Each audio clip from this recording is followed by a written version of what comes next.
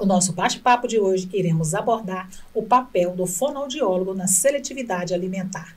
E para abordar este assunto conosco, doutora Elizabeth Campos, fonoaudióloga.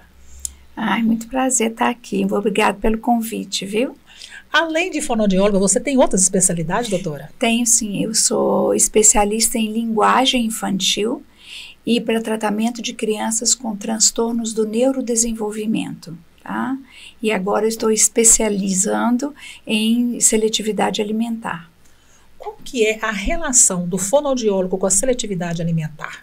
Então, a seletividade alimentar é um termo usado assim muito usado hoje em dia, mas desde final de 2021, 2022, houve um consenso mundial para que a gente unificasse essa nomenclatura.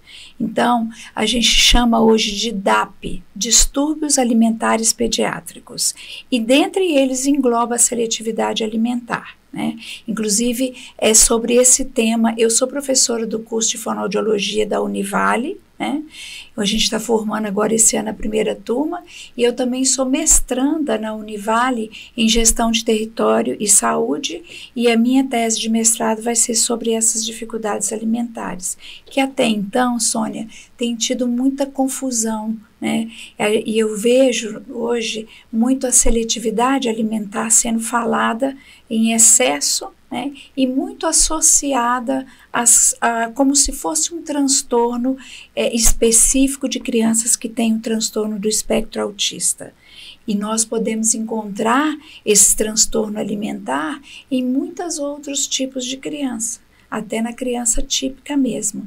E a fonoaudiologia, ela está estreitamente ligada a isso, porque muitas dessas crianças com dificuldades alimentares pediátricas, elas não têm só uma seletividade, ou não, elas não deixam de comer só porque elas elegem determinados tipos de alimento. A maioria delas tem também um transtorno na musculatura orofacial, uma dificuldade de mastigar, uma dificuldade para deglutir. Muitas dessas crianças, por exemplo, pequenas, passaram por algumas situações de estresse, onde elas engasgaram, onde elas então têm uma memória ruim dessa questão do alimento. Eu já ia até te perguntar o que era a seletividade alimentar, né? Se se condizia realmente com a alimentação, mas é só alimentação a que você mastiga ou a que você bebe também? Não, sabe por quê, Sônia? Porque além de ser um transtorno, a gente chama que é um transtorno sensório-motor, porque existe a habilidade motora para engolir e deglutir, mas ela é também sensorial, porque quando, por exemplo, você põe na boca o alimento, você está retirando desse alimento todo o estímulo sensorial. Então, por exemplo, se é um alimento líquido, né, o alimento líquido, ele vai para a boca inteira, ele suja a boca inteira. O alimento pastoso também suja a boca inteira. Então, tem criança que isso faz com que eles não suportem esse estímulo sensorial excessivo. Então, eles têm uma dificuldade de aceitar o alimento que é mole, que suja tudo. Outros já têm dificuldade na mastigação e na deglutição, então não querem comer aquele alimento que é duro, porque esse alimento vai requerer dele uma habilidade motora extrema. Ou alimento, Sônia, por exemplo, tem criança que rejeita pelo ruído excessivo que o alimento faz. Por exemplo, uma bolacha muito crocante, né? Então, aquilo incomoda sensorialmente. Tem criança que, por exemplo, olha uma comida, uma carne que é marrom, uma bolacha que é marrom, e ela não quer aquele estímulo visual. Então, existem vários tipos de rejeição, né, sensorial ao alimento também. Em qual idade isso pode começar a acontecer? Desde pequeno. Que muitas vezes a mãe não percebe, porque, por exemplo, eu também sou consultora da amamentação, que é uma especialidade da fono, que trata de quando a criança e a mãe não conseguem fazer a amamentação. E muitas dessas crianças já apresentam sinais desde que vão para o peito. mas esses sinais, eles não são muito bem específicos e estudados ultimamente.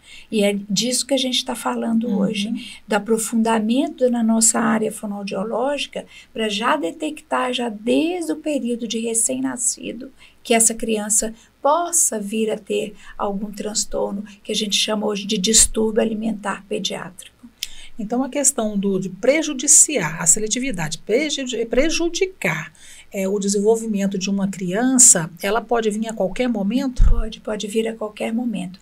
E ela pode vir, por exemplo, a mãe às vezes relata para a gente, Beth, mas ela comia de tudo, até os 2 anos, ela comia de tudo, e de repente ela passa a não comer mais. E também pode estar ligada a alguma questão emocional, alguma memória afetiva ruim. Às vezes alguém forçou ela a comer uma coisa que ela não queria, ou às vezes, ao fazer o ato da mastigação e da deglutição, ela se engasgou e aí ela ficou com trauma daquele tipo de alimento. Os hábitos familiares também podem induzir a seletividade? Pode, assim, eles contribuem para a persistência do transtorno, porque não é um transtorno causado por isso.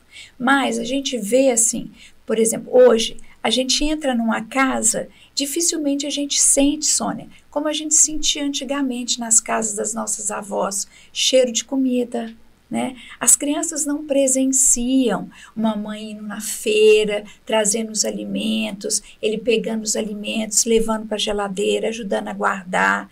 A casa não cheira mais comida, né? Então, hoje a comida já é pronta, já vem pelo iFood, as famílias estão cada vez menos cozinhando em casa.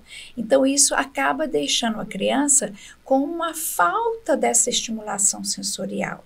E também é um outro motivo, é que muitas vezes a criança come num horário em que a família não está comendo. Porque a gente tem que entender de uma vez por todas que comer é um ato social.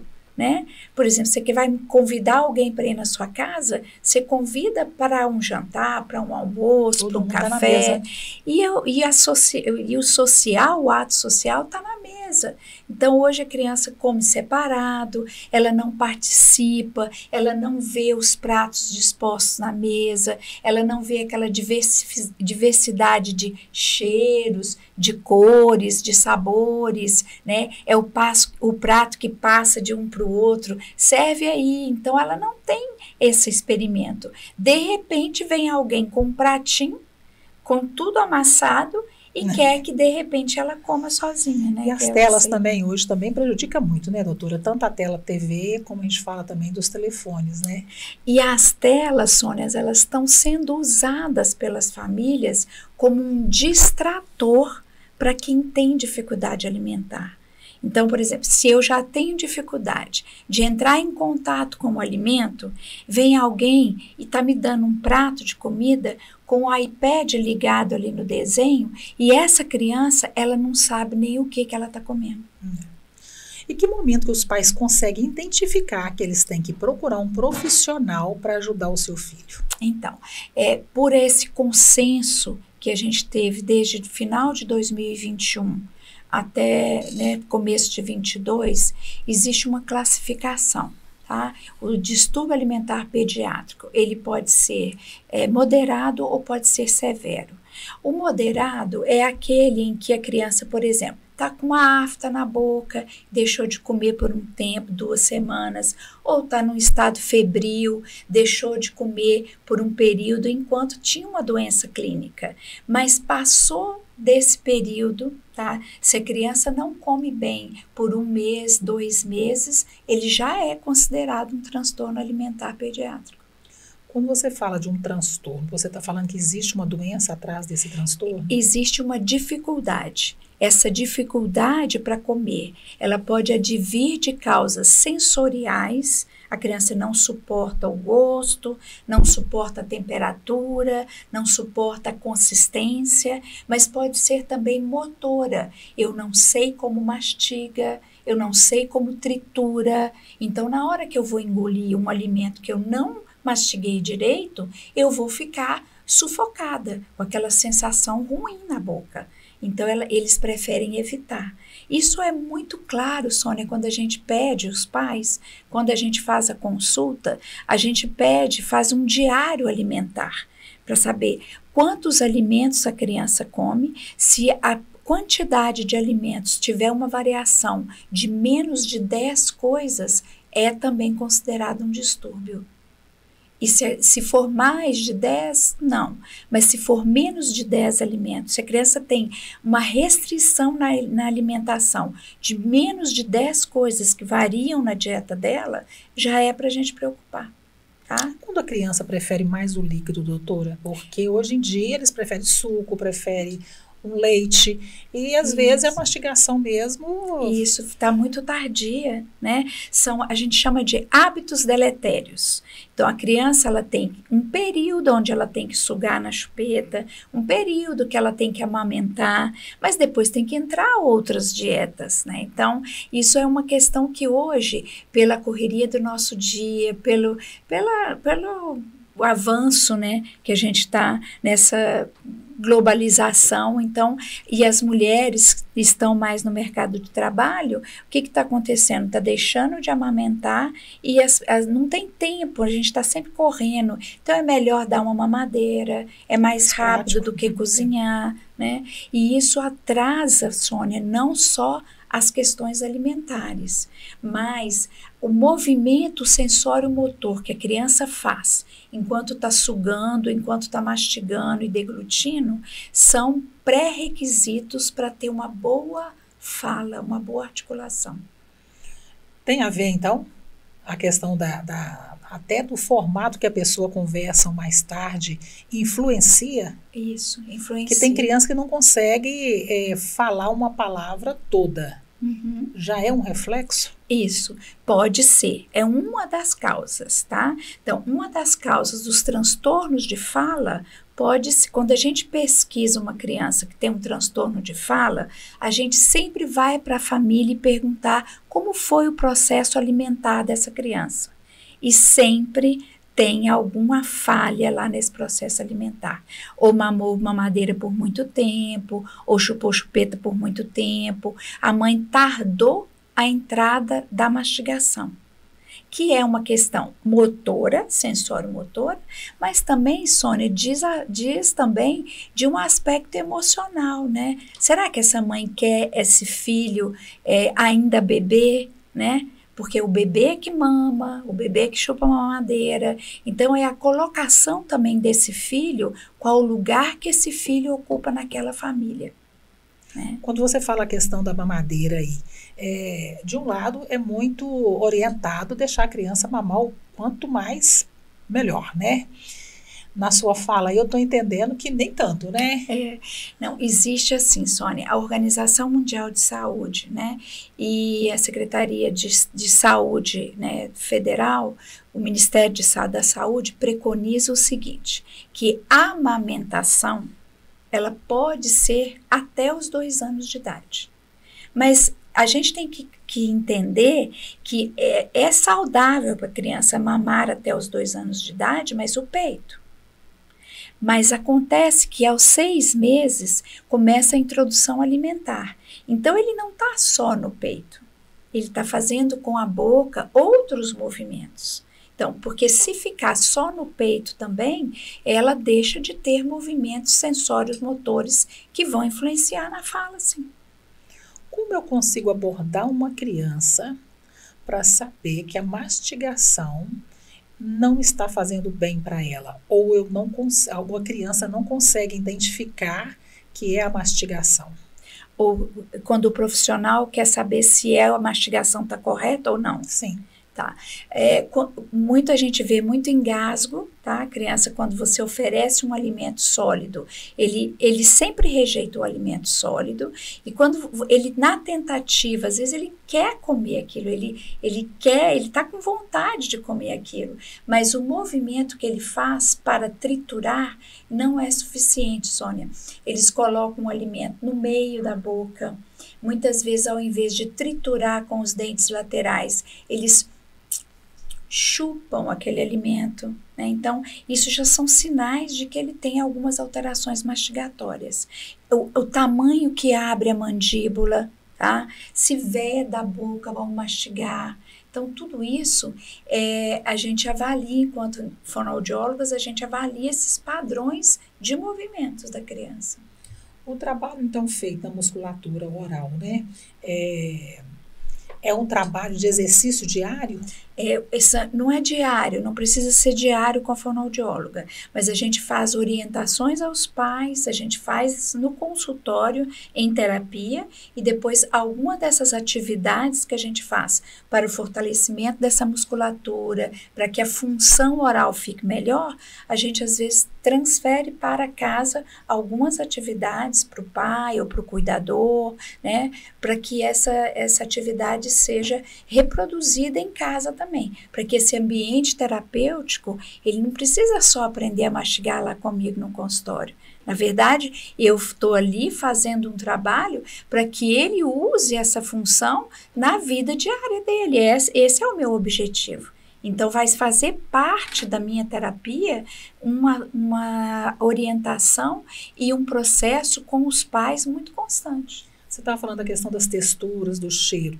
O fono, ele consegue trabalhar isso na criança?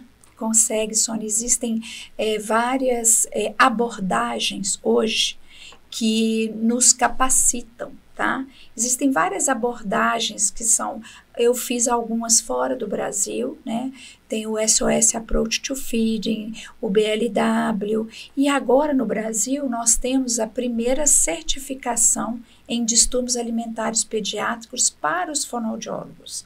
Essa certificação, ela tem o endosso do nosso Conselho Federal de Fonoaudiologia e da Sociedade Brasileira de Fonoaudiologia. Então, nós estamos tendo que fazer uma certificação, como se fosse uma pós-graduação, para tratar esses distúrbios alimentares. Então, a gente, na terapia, vai utilizar desses recursos para a criança adequar a sensação, melhorar os movimentos orais. Tá? A seletividade alimentar, ela já existia porque a gente nunca ouviu falar disso, né? Né? Parece que está aumentando, né? É coisa nova? Eu acho que tem um nome novo, né? Mas eu acho que sempre teve, né? Mas a gente também tem que contar que muitas coisas da modernidade também não haviam antigamente. Né? Então, aquilo que eu estava dizendo antes, as casas tinham cheiro de comida, a gente tinha o contato com aquela comida, né? Então, eram 10, 15 filhos ou 8 filhos, e um ajudava o outro, né? A gente tinha tantas questões sensoriais onde a gente era estimulado antigamente, né, Sônia? Aguçava, né? O cheiro, e a gente também, né? Ficava descalço, brincava na rua, brincava na grama, na areia, né? Hoje essas crianças são criadas dentro de um apartamento que nem a meia tira. Né? Às vezes não sabe nem como é que nasce um pé de alface. Isso. Então, por exemplo, os brinquedos, né? Punham na boca e aí já vem as mães e tiram, né? As persistências de mamadeira e chupeta, que não tinha antes. A gente comia todo mundo junto, na mesma colherada ali, aquela comida que tinha na casa, né? Então, os modos humanos também modificaram, né? Então, por isso que está ocorrendo mais. Mas também aumentaram alguns transtornos, Sônia, do neurodesenvolvimento, tá?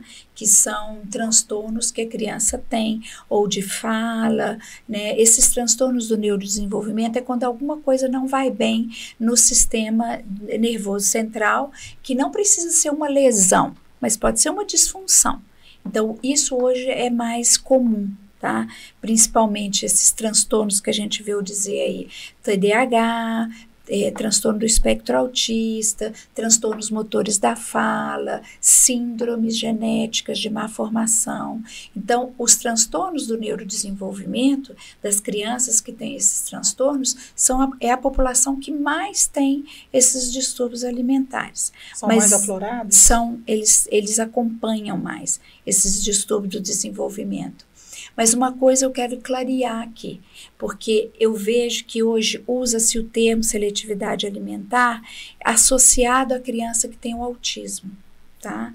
Então, nós temos que desmistificar isso, porque a seletividade, ou DAP, que é a nomenclatura mais atual, ela não está presente só na criança que tem o autismo. Tá?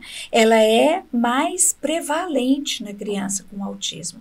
Pode acontecer da criança ter mais dificuldades alimentares, mas existem muitas crianças neurotípicas que estão apresentando essas dificuldades alimentares.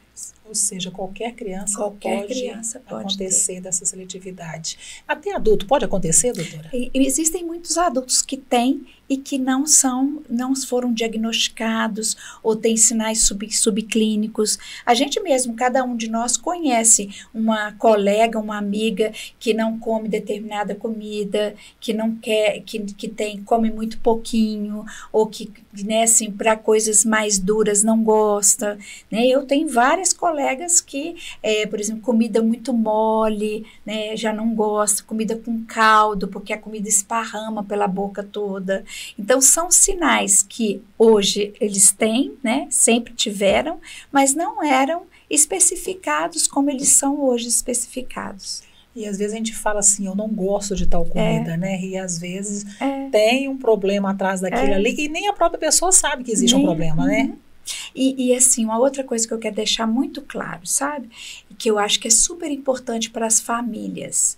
As famílias, às vezes, na introdução alimentar, quando elas dão uma fruta para a criança, né? E a criança vai experimentar e ela faz uma careta. Tá? Aí a mãe entende que a criança não gostou daquela fruta, então a mãe não mais dá aquela fruta para a criança. E se sabe, Sônia, nessas abordagens que a gente estuda, sabe quantas vezes eu preciso testar e experimentar uma coisa para dizer que eu não gosto? No mínimo 20 vezes. Ah, é? Uhum. Então, é isso que acontece muito com as famílias hoje, elas interpretam, porque o fato da criança fazer uma caretinha, ou às vezes eles fazem até assim, ó, não significa que gostou, é como se ele estivesse experimentando um novo sabor. E cada vez que ele experimentar, ele vai reagir melhor. Então, nós não podemos não dar, e o que está acontecendo hoje em dia é que as mães interpretam, não gostou, não vou dar mais. É engraçado, né? Porque a gente tem... eu, por exemplo, se eu experimentar uma, 2 vezes, não gostar, apesar que eu gosto de quase tudo, né? Então, mas tem gente que realmente é isso aí, é 1, 2 vezes e para por aí, né? Por aí. Eu dou um exemplo sempre disso com relação à comida asiática, comida japonesa. Porque nós somos ocidentais, né? Então, nós não temos aquele costume, né? E aquela sensação que eles têm desde pequenininho, nós não temos. E eu sempre pergunto assim, quem de vocês gostou de comida japonesa da primeira vez que comeu? Né? Então, assim, os adolescentes sempre vão porque o grupo vai, né? Então todo mundo gosta, ele vai querer falar que gosta também. Mas a gente teve que experimentar várias vezes para se acostumar com aquele sabor oriental. Né? Então, a gente também devia dar essa oportunidade para as crianças, para que esses transtornos alimentares diminuíssem um pouco mais. Mas aí vem a questão do vômito, não, ou você na insistência não pode acabar atrapalhando de uma certa forma, não? Não, você não pode insistir, mas existem várias pistas, né? E técnicas lúdicas e dinâmicas, onde a gente vai fazer com que a criança tenha o interesse, ela, em botar na boca, não a gente colocar. Né? Então, vou dar um exemplo para você. Eu posso fazer do kiwi com um cortador de biscoito, forma de biscoito, e aí fazer umas estrelinhas. Eu posso fazer um dinossauro com a forminha, e aí fazer um set dentro de uma bacia onde tem vários dinossauros que vão subir nas pedrinhas. As pedrinhas são as bananas. Então, a criança começa a brincar com a fruta, ou com as verduras, ou com os legumes. Quando a gente vê na terapia, ela está pegando e comendo, sem a gente precisar forçar. Entendi. Por isso que é importante a terapia fonoaudiológica. Dá a entender que esse distúrbio, assim a gente pode falar, ele começa muito cedo. Uhum. Qual que é a idade que eu posso dizer assim, opa, ou faz um tratamento aqui agora, ou você vai ir para uma patologia mais grave, né? Se assim a gente pode falar, né?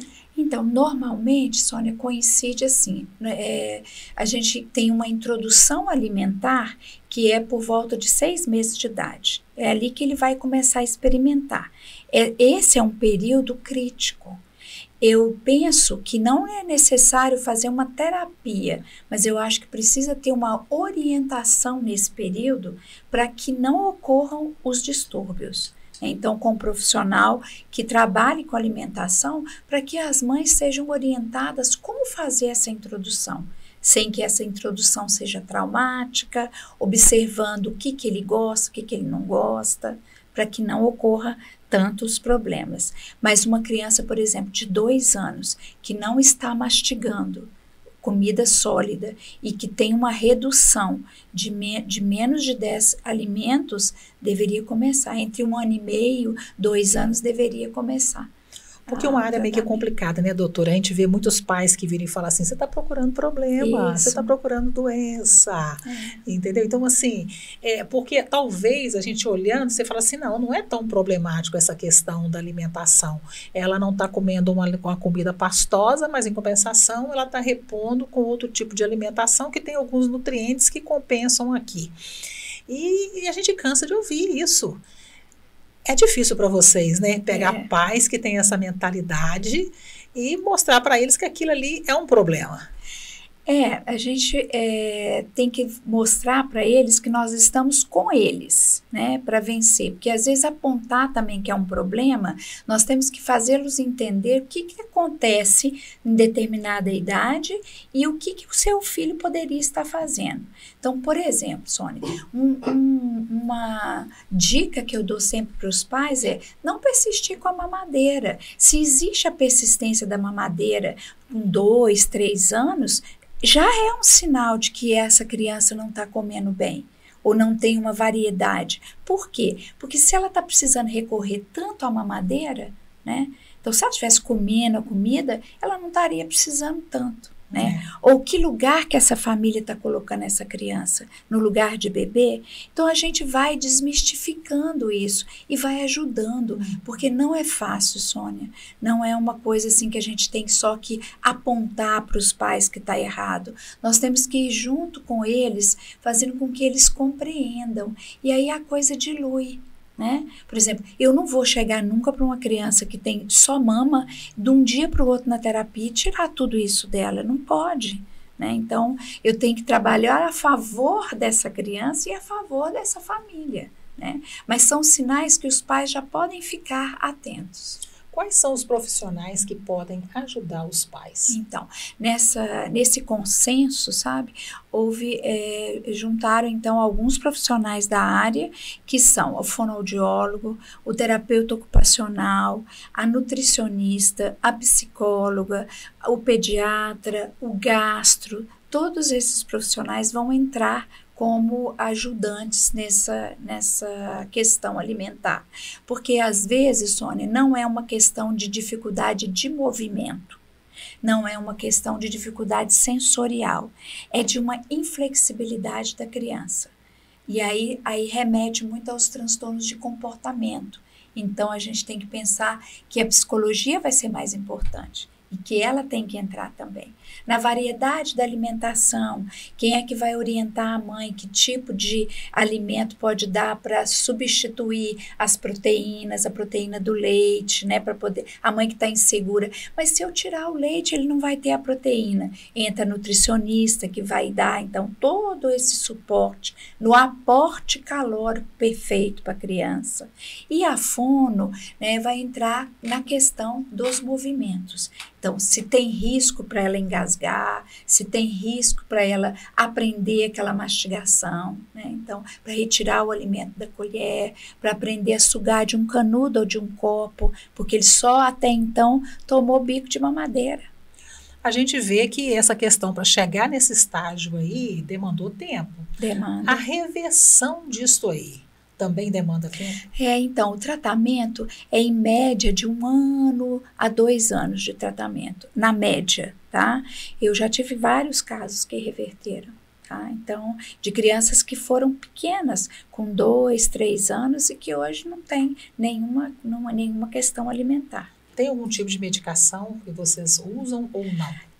Daí a gente teria que conversar com o psiquiatra se for alguma questão assim de trauma também, aí a gente vê com a psicologia, talvez não entrar com a medicação, mas entrar com a terapia mesmo, de comportamento, né? E nos casos em que há muita inflexão da criança, né? Uma criança muito rígida, que não quer experimentar, porque ela é de uma rigidez, por exemplo, no caso dos TEAs, né? Dos transtornos do espectro autista, eles são crianças que eles não gostam de sair da rotina, né? De experimentar coisas novas. Aí pode ser que tenha necessidade, mas nós temos sempre que conversar a equipe inteira para saber se vai ser adequada a medicação ou não. Além de todo esse grupo aí de especialistas aí, a família também, ela é essencial, né? Então, assim, somos nós, terapeutas, junto com a família. Uma terapia alimentar sem a orientação e sem a adesão familiar, ela está fadada ao insucesso. O que pode acontecer se não houver um tratamento? Acontecer que a criança vai ficando cada vez mais com a quantidade e a qualidade de alimentos reduzida, Sônia. Tá? Então, assim, eu tenho crianças que às vezes começam o tratamento e param, e depois de um tempo as mães voltam e falam assim, nossa, agora ele só come 2 tipos de comida. Então, ela pode, assim, acabar que esse distúrbio vai se afunilando e o repertório dela vai cada vez ficando menor.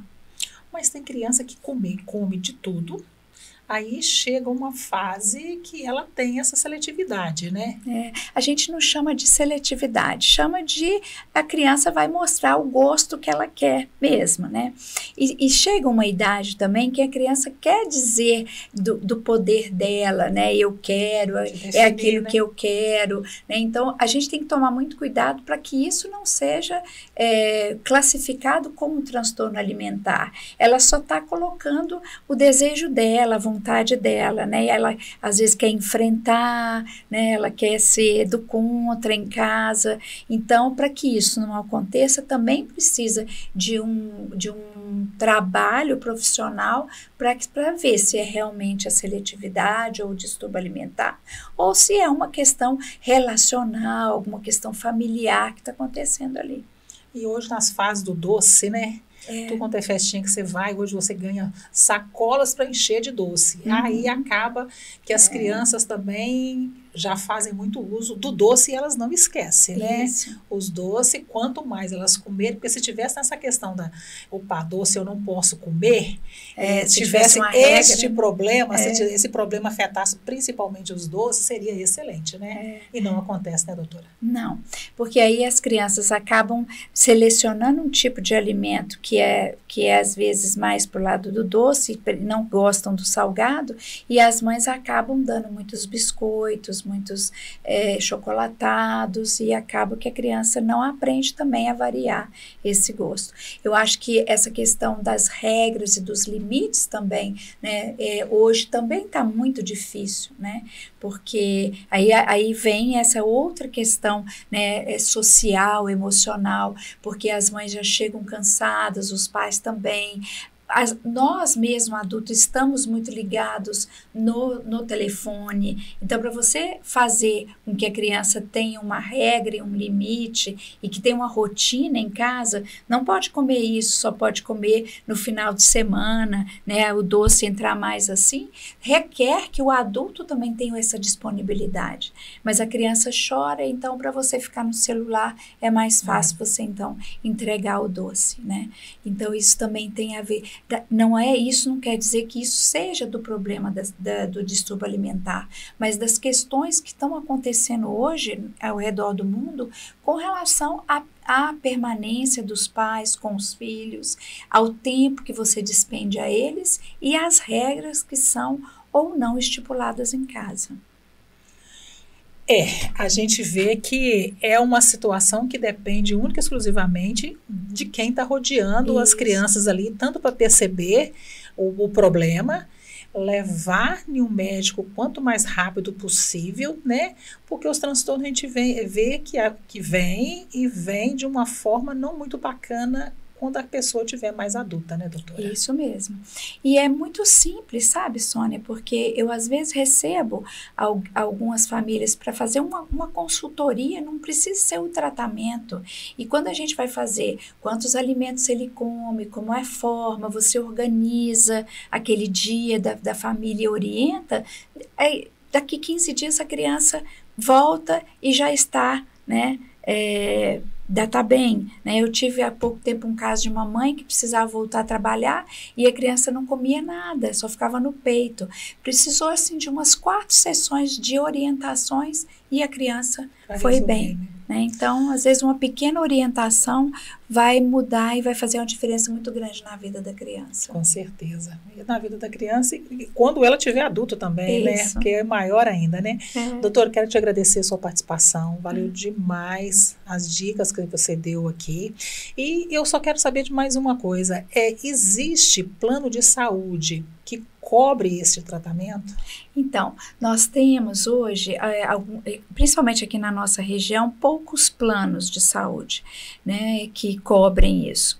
Mas é só você especificar o transtorno, porque nós temos o CID, nós temos o DSM-5, quando você especifica o transtorno e no plano de saúde não tem um profissional que tem essa competência e essa qualificação, então os planos vão ter que disponibilizar o tratamento com o especialista que tem essa expertise.